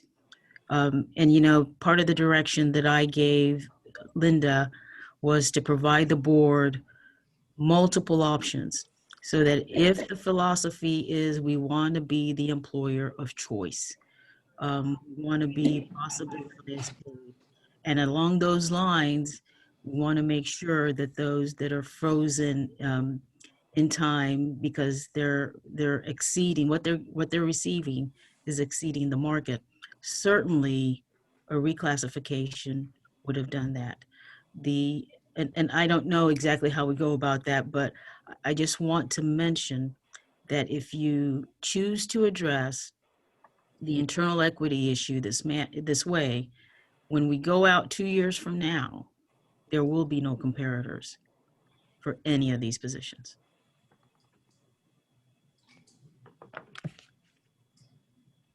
So, Alderwoman Tice. so Bola, I sort of didn't quite grasp what you just said. So are you saying there's a job classification way to do this, to get what Chief Spees wants via job? I guess I'm just, I lost what I was trying to do during the budget process last year by reclassing, you know, to lieutenants. If you do lieutenants, obviously, sergeants to lieutenants, which is a classification we used to have. And I think that's so individual. It depends on the chief and what their philosophy is. It was a different chief that changed the structure. So we go back to lieutenants and we compare that to our 13 comparators, it will come back higher. So all those individuals who are currently sergeants become lieutenants, they're going to see a bump in pay. All those who are corporals become sergeants, they're going to see a bump in pay. And then when you start to talk about the internal equity between police and fire, there still will be a gap. It won't be 6,000. I haven't verified any of these numbers, so I'm just repeating what I heard tonight. It would be 3,000. But fundamentally, it still remains content, skill, and scope. but I guess I'm still missing something here. Because Linda was saying that it was content, skill, and scope. So how does reclassifying individual people and moving individual people up to different jobs? Or I guess I'm sort of, I'm still. We would reclass everyone that is a sergeant Mm-hmm. to lieutenant. And in doing so, their job description changes. So we compare them to our 13 comparators. I don't know what those numbers were, but I can bet that each one of those individuals will receive a bump in pay.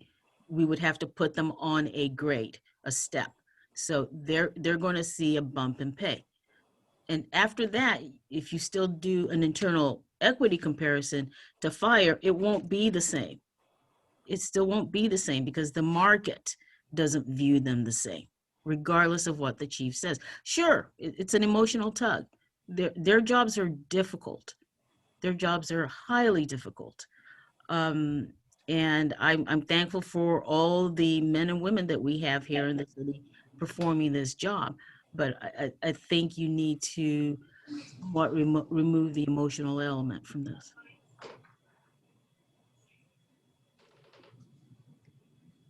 So can I come back to that again? Like, should we be reclassifying these jobs and doing it that way? I guess I'm trying to come up with a solution here that maybe Linda can weigh in as a path forward for us. It seems like I'm repeating myself. Yeah. He's repeating himself. Well, I certainly, I can repeat myself too, because I think we're all saying the same thing. Reclassifying the positions is different than simply retitling the positions. So we have to look at the content of those jobs and the progression. If you look at a job and say, we're going to look at a one down from where the boots hit the ground, if you will. So a one up, if you will, from a police officer, a one up from a firefighter, paramedic kind of, you could certainly look at it that way. I would have to say that I personally was a little surprised by the data on the police side, only because the police officer took such a big jump, but that's also sort of where we are on the mainstream. One of the things I just sent to Jason was a note to say, okay, how many sergeants or corporals have you really lost on the police side? Because our exposure and experience with the cities we work with is that you certainly lose a number of police officers, and there's certainly a lot of difficulty in recruiting people into that classification right now. But we aren't seeing any major shift in terms of loss of corporals and sergeants out of municipalities.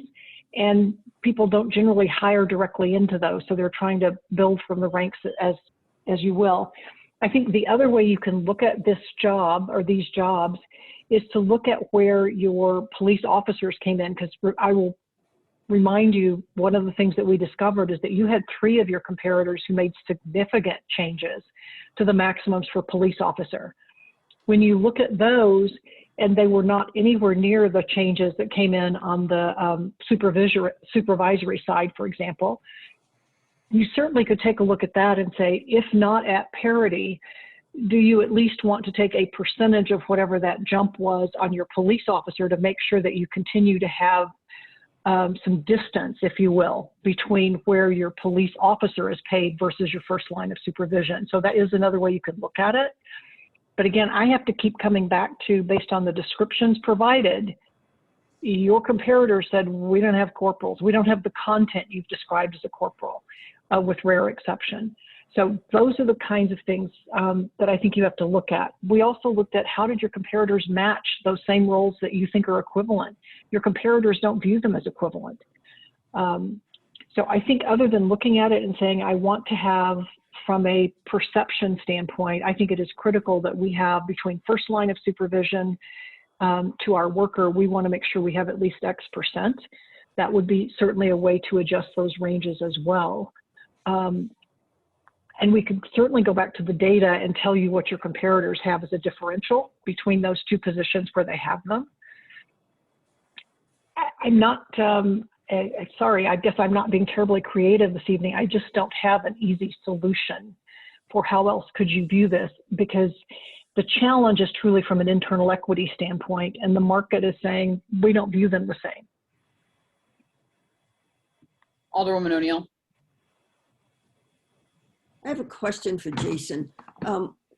When you showed us the chart by title of the employees who were in yellow and orange, Yes, in ma'am. the firefighters job description, are all of those supervisory committee people in the, are the people in the fire department who are paid above market rate supervisory personnel? No. The people in the fire department that are above currently are all the EMTs. And let me double check just to make sure that I'm not saying something that is untrue. We currently have, in the fire department, you have 5 EMTs that are above market grade. We have 1 firefighter paramedic that is above grade by $1,200. And then all of the other the supervisory, the captains are all currently capped, and 1 of the 3 lieutenants is currently capped. Conversely, on the police department side, all of the corporals, all 4 corporals, are currently capped. They're all at the top of their grid. They're not above the grid, they're at the top of the grid. All of the sergeants, with the exception of 1, are currently at the top of their grid. 1 sergeant beyond that is above the grid. And Chief Speece is accurate. There is a pay differential currently of approximately $5,500 for the sergeants compared to a fire captain. And for the corporal to a lieutenant, it is approximately $7,050, give or take a penny or two. Thank you. You're welcome. Alderman Gold. Yes, if I may ask, Chief, you attempted to reclassify in the last budget process, and that obviously didn't go through. And is your preference to reclassify to sort of right the ship here, or is your preference to go about it this way? I mean, I feel like it's something that you should be taking as a separate subject, almost. Thank you for asking. I would tell you that the reclassification to lieutenant and sergeant would be a very fair first step to at least rectifying the gap between the fire and police pay. I think the men and women in our department that are supervising would be happy with. I know they would be happy with that. Is it going to exactly match captain and lieutenant ranks in the fire side? No. But that's something that we can discuss at a later time if this is rectified for a sergeant lieutenant restructure in the police department. I would ask that if you do it, maybe you consider backdating it into the January 1 date that Jason referred to earlier on these pay increases. I think that would go a long way to really making this a great surprise for them. And so then my next question would be for Bola or Jason, then when would that process happen if we were able to, maybe table this part of it to have that discussion about reclassification? It would need to happen now. And I brought this to Chief Speece's attention, that because we were going to be doing the compensation study, that was an ideal time to have that discussion with the consultant, and that didn't happen.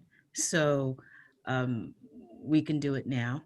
And Okay. Yeah, because I'm concerned that if we just make them parity, I'm concerned about your comment, Bola, that then in 2 years when we go to look at comparators, then we have no comparators, and that creates an issue down the road that then, maybe I'm still on this committee or not, I don't know, but I'd rather make it to where we have structural integrity built into the process so that, we're still able to evaluate based on market and skill and scope and all of that. I would say that I would support a reclassification of our police department if that's the direction that we need to go tonight. But I know we have a motion on the table that we probably got to vote on as far as parity. Chief Speece, can I ask a question? My hesitation with this is that I'm hearing that the positions are different, and that's going to be a can of worms down the road. I mean, if we just decided to philosophically to get the police into a higher percentile or pay them more without having to get into the weeds of parity, what we're discussing, I mean, would that address your concerns? Yes, ma'am, it would. If you look at the job descriptions, police and fire again, but if you look at the police side supervisory job descriptions, the title of lieutenant and sergeant fit them perfectly as well. So yeah, just if you make the decision to simply take the sergeant and the corporal ranks in the department and move them to the, and I think one of the questions that you may have is at that point, do you ask Ms. Higby to go back as part of the comparative study then and look at the rank of lieutenant and sergeant in the comparative cities and make sure that we're in that, whatever you all decide, 85th percentile, whatever it is that you come out with. But I think that has to be the last piece of this, is that we elevate these folks to lieutenant and sergeant, and then you look at the comparative cities, and then you make the decision on where that salary structure is determined. Does that make sense?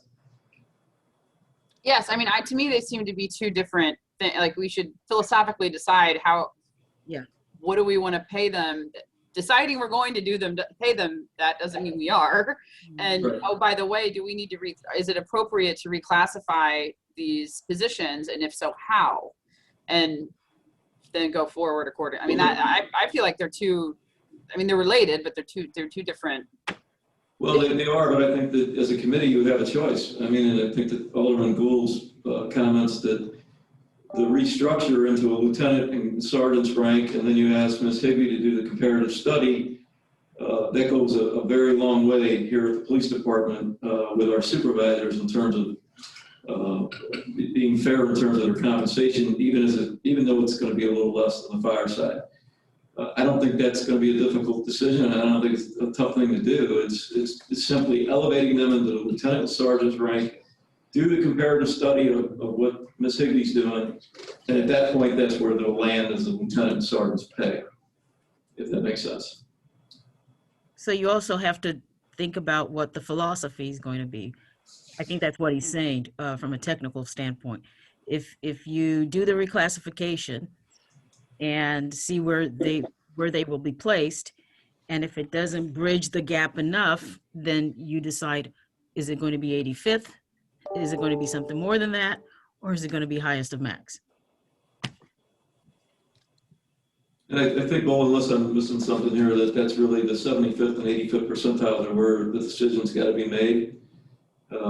So whichever one that the board picks, these ranks of sergeant and lieutenant, you'll have very strong comparative information for Ms. Higby from the other comparative cities to land our sergeants and lieutenants into that pay structure. And maybe I'm not going to speak for Jason and Ms. Higby, but I think that's accurate. Most departments are going to have a strong comparative study to the rank of lieutenant and sergeant. Is it okay if I speak, Alderwoman Sims? Sure. Why not? The suggestion I might make, which I think will really ultimately be most helpful, is it's pretty simple for us to go back to those comparator cities and simply ask, again, they felt like they were matching based on content, skill, and scope. What I would suggest we do is simply go back and on the police side and the fire side only, just ask for their entire structure so that we know how many layers of supervision each of your comparators have. Then all of a sudden we know that is a one down in supervision what you're currently calling a corporal, or is it really a sergeant, which is your, so I think that may simplify both from an internal equity standpoint, as well as did any of your comparators give you a miss in terms of how they matched a job? So that would be my suggestion if that is agreeable to Chief Spees. If I understood you correctly, yes, I think that's a fair way of doing it. And I think that, as I said, most of these departments are going to be structured that way anyway. And obviously the key to that is where the board lands in terms of the 75th, 85th percentile in terms of compensation for those ranks. And where it lands. So yeah, I think that's a fair way to do it. I think that sounds like a good idea in Sounds terms fair of to me. Alderwoman O'Neill. And is it possible to table this discussion until another meeting and ask Ms. Higby to do that research, and we can move on to something else at this point and leave this parity issue for the next time? Guess it looks like we're coming back for another meeting, aren't we? I like that. I mean, I think that's, I'm not in any kind of position to know whether, oh, hey, we've got corporals and they should be sergeants. I don't even know the order. So I have no ego where that's concerned, but I can read and I can get myself up to date. So can we do that, Bola? Put this issue over? Absolutely. So next meeting would be the 27th. I know that Alderman Gould indicated that would be better for him, and Linda has agreed to go back and do that. And I think Linda, from a standpoint of cost, are we still within budget?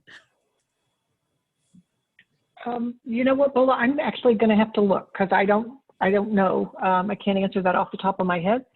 But certainly I think if it puts this into perspective, that's kind of what we need to do. And you and I'll work on the other piece of that. I would think that 2 weeks is ample. I think that's really what we're looking at in terms of time to have that ready for you on the 27th. So bottom line, If I can have it to you earlier, I will. you can do it. It will cost us more because our last invoice to Linda capped the entire budget for this project. Well, I still think we need the information. So what's the appropriate course of action? I mean, is that a motion or is that You could phrase it in the form of a motion. But we have a motion on the floor. Yeah, I think we need to vote on that motion. or are we voting on it or are we tabling it because of information that we don't have? That's what, Oh, I mean, whatever's parliamentary procedure. well, I honestly can't even, I'm not, The motion is on the table and there's a first and a second. You probably should vote on it unless you want to withdraw your motion. who made the motion? Alderman Tice and Alderman second. Tice. I didn't, I'm sorry. I thought Alderman Gould made the motion. I will withdraw my motion about police and fire parity and look forward to discussion later. Okay, so then I guess at this point it would be a motion to direct the consultant to go back out and ask for the entire structure from our comparators to determine how many layers of supervision are in each department. what she said. Exactly. So moved. Second. All right, there's a motion and a second. Can we do we have to do that by roll? I think it's best. Okay, any discussion on that issue? Seeing none, okay, roll call. Chairman Sims, Yes. Alderman Gould, Yes. Alderwoman O'Neill, Yes. Alderwoman Tice. Yes. Okay, motion carries. All right, keep losing my. So the next, hold on. So in light of that information that we're going to be getting at the next meeting, I mean, are we, you know, and I'm open to suggestions, but items 5 that I'm looking at the memo, items 5 and 6 have to deal with whether to increase by another step or a 2.5% increase, or whether to make implementation retroactive to January or effective July 1. I feel like the percentage philosophy we adopt will inform those items. Do you all feel differently, or are you in a position to take those issues up now in light of the information that we're going to be getting at the next meeting? I'm looking for feedback in terms of, you know, how to proceed on this agenda. Alderwoman Tice. I would personally like to kind of get my head around what we're doing with the police department before I move forward and vote on the philosophy and the timing. But I could be, if all of you want to move forward, I can keep going. Jason. If I can, what I would say is that I can revise the implementation spreadsheet that I put together with the understanding of the inclusion of the Standard deviation. standard deviation. Thank you. Sorry, I was drawing a complete blank. I'm like, what does SD stand for? For standard deviation, the EMT paramedic parity, and just remove the other appropriate lines, and then provided that I'm given that information, say the day or so before the meeting, I can revise those spreadsheets and then give you a trimmed down potential implementation cost based on the decisions that you've already made for recommendation, and then you can continue to down the path with the determination of the July implementation versus the January and the next appropriate step, or the 2.5%. I'd be more than willing to put forth that effort. Alderwoman O'Neill. Before you do that, let me ask Bola, are both choices covered by the budget? Or if we were to implement going retroactively, would we have a problem balancing this year's budget? That would be the next item you would take up. How to fund it. In other words, it's not been budgeted. Correct. No. In other words, we'll never finish this. Please don't say that. Please don't say that. Okay, that's not the answer I was hoping for, but thank you. Okay, so I'm inclined to, if I'm looking at this memo, we had a recommendation in the affirmative for item 2 and 3, and the other items need to be discussed. So I'm hearing, and it is, we would continue those items at the next meeting because we need the information about the police and the additional compensation, the additional work that we're giving to Linda. Does that sound okay to you guys? Because okay, I'm seeing nods. So is there in terms of, we're just going to table those issues, or it's just a continued discussion because we didn't cover everything? What's the best way to characterize that? Adjourn the meeting and continue on the 26th. Okay, so we will, there isn't anything else on the agenda, and we know that we've got those issues to cover. So I guess at this point, I would entertain a motion to adjourn the meeting, and then we'll continue it, and we'll take it up again on the 27th. You still have citizen comments on that. I'm sorry, what? There's some feedback. Citizen comments still on the agenda. Oh, okay, yeah. Sorry about that. Long day. Can Kathy not come the 27th? It seems helpful to Oh, have all sorry. four here. I will have trouble. I will talk to Pat Ebling and see if she can do double duty at the other meeting, and maybe I can stay there until. Okay. I'm sorry. Alderman Gould? Yeah, sure. Yeah, I mean, I can make the other date work, so I don't want everybody to, think that that's the hard and fast, but I think it's more important that we have the time that Linda and Jason have the ability to do their work. So I think that kind of leads us to the 27th. Is that? Yeah, I think that's the issue. So we'll work it out. Thank you. Okay. So we are going to do, Kathy, you feel like you'll be able to work something out? I can make the 22nd work too, but I think Alderman Gould makes a good point, and timing wise that they need time to come back. But will that work? If that's better for Ms. Higbee, I think we should do that. Okay. All right. So we'll do the meeting on the 27th. And are there any citizen comments? No. Okay. So at this point, I will entertain a motion to adjourn, and we'll pick it back up again on April 27th at 5:30. So moved. Second. Okay. All those in favor say aye. Aye. All right. Great. Thank you, everybody. I appreciate all the hard work and all the consideration. These are important issues. So really much appreciated. And we'll pick this up again before you know it. Thank you. Thanks, everyone. Have a great night. Good night.